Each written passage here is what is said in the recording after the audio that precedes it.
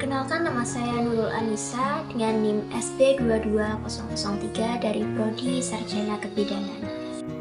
Perkenalkan, nama saya Aditya Suci Pramesti, NIM SB22006 dari Prodi Sarjana Kebidanan. Nama saya Albina Purnamasari, SB22008, Prodi Sarjana Kebidanan. Perkenalkan, nama saya Aulia Karisma Sabila dengan NIM SB22014, Program Studi Sarjana Kebidanan. Nama saya Azhara Alin Sabina, NIM SB22017 dari Sarjana Kebidanan. Perkenalkan, nama saya Devi Novitasari, NIM SB22020. Perkenalkan, nama saya Eva Oktaviani, NIM SB22026, Prodi Sarjana Kebidanan.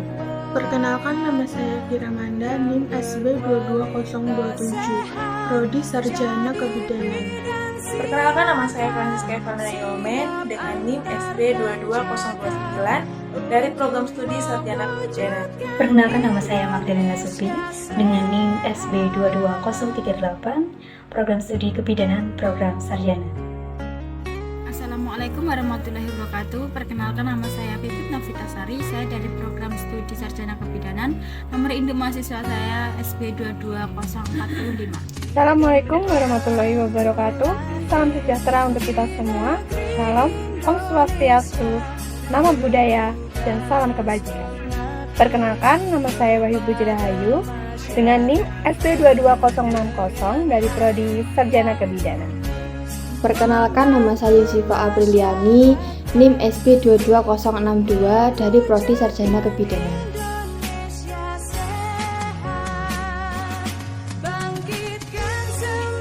Organ reproduksi pria bagian internal. Yang pertama ada vas deferens. Fungsi vas deferens adalah mengantar sperma keluar tubuh saat ejakulasi. Organ reproduksi pria ini adalah saluran panjang dan tebal mulai dari epididymis hingga ke rongga panggul. Dari epididymis, sperma disalurkan melalui vas deferens untuk kemudian menuju saluran kemih alias uretra. Organ ini terletak di belakang kandung kemih. Vesicula seminalis. Vesicula seminalis adalah organ reproduksi laki-laki yang berbentuk kantung dan menempel pada vas deferens di area dekat bagian dasar kandung kemih. Sistem reproduksi pria ini berfungsi untuk memproduksi cairan sebagai pemberi energi sperma untuk penggerak. Saluran ejakulasi. Saluran dalam sistem produksi pria ini terbentuk dari gabungan vas, deferens, dan vesicula seminalisi. Sesuai dengan namanya, saluran ejakulasi menjadi jalan bagi air mani untuk keluar saat pria berejakulasi. Materi selanjutnya saya ingin membahas mengenai saluran kemih. Nah, saluran kemih ini juga merupakan bagian dari organ reproduksi pria. Ini juga sering disebut sebagai uretra. Nah, fungsi utama dari saluran kemih ini adalah untuk membawa urin dari kandung kemih keluar tubuh. Baik, di sini saya akan menjelaskan tentang kelenjar prostat. Kelenjar prostat terletak di bagian bawah kandung kemih, tepatnya di depan rektum atau anus. Prostat sebagai salah satu organ reproduksi pria berfungsi memproduksi cairan yang membantu pergerakan sperma saat terjadi ejakulasi dan membantu menjaga sperma agar tetap sehat. Kelenjar bulba uteral. Kelenjar bulba uteral atau Cowper berfungsi untuk memproduksi cairan yang melumasi saluran kemih. Selain itu, bagian dari sistem reproduksi pria ini juga membantu menetralisir tingkat keasaman di saluran kemih yang terbentuk akibat sisa urin. Fungsi organ reproduksi pria dimulai saat masa puber. Peran utama dari semua organ reproduksi laki-laki adalah untuk bekerja sama memproduksi dan mengeluarkan semen atau sperma ke sistem reproduksi wanita saat melakukan hubungan seksual. Namun, alat reproduksi pria dan bagiannya tidak serta merata langsung berfungsi. Saat bayi baru lahir, semua reproduksi pria tersebut sudah terbentuk.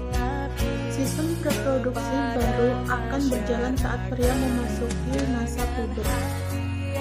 Saat masa puber dimulai, kelenjar pituitari akan mulai memproduksi hormon yang dapat merangsang testis untuk untuk dapat menghasilkan testosteron. Sebutan lain testosteron adalah hormon seks pada pria. Hormon sendiri dapat disebut sebagai bahan bakar pada alat reproduksi pria. Tanpa hormon, alat reproduksi pria dan bagiannya tidak dapat berjalan dengan baik. 3 hormon yang berperan penting untuk organ reproduksi pria yaitu FSH, LH, dan testosteron. FSH dan LH adalah 2 hormon yang diproduksi di kelenjar pituitari. FSH berperan penting dalam proses produksi sperma di tubuh, sementara LH berperan dalam produksi testosteron dalam proses pembentukan sperma. Produksi testosteron jugalah yang menyebabkan berbagai perubahan fisik pada laki-laki saat sedang pubertas. Seperti satu yang membesarnya skrotum dan testis. Yang kedua adalah membesarnya penis, vascula seminalis dan kelenjar prostat. Yang ketiga adalah tumbuhnya rambut di area genital dan ketiak. Dan yang keempat adalah suara yang semakin berat. Dan terakhir yang kelima adalah bertambahnya tinggi badan. Ternyata, organ reproduksi pria dan bagiannya tidak hanya sebatas yang dapat terlihat. Organ-organ ini sangatlah penting bagi kesehatan. Oleh sebab itu, menjaga kesehatan alat reproduksi pria penting untuk dilakukan. Ada beberapa cara menjaga kesehatan reproduksi pria, diantaranya dengan berhenti merokok dan tidak mengonsumsi minuman yang beralkohol. Yang kedua, menjaga berat badan. Yang ketiga, menjaga testis tetap dalam keadaan sejuk. Yang keempat, menghindari paparan dari racun. Yang kelima, mengonsumsi makanan yang sehat dan berolahraga. Yang keenam, melakukan hubungan seks secara teratur. Yang ketujuh, atau yang terakhir, menerapkan perilaku seks yang baik. Sekian, terima kasih.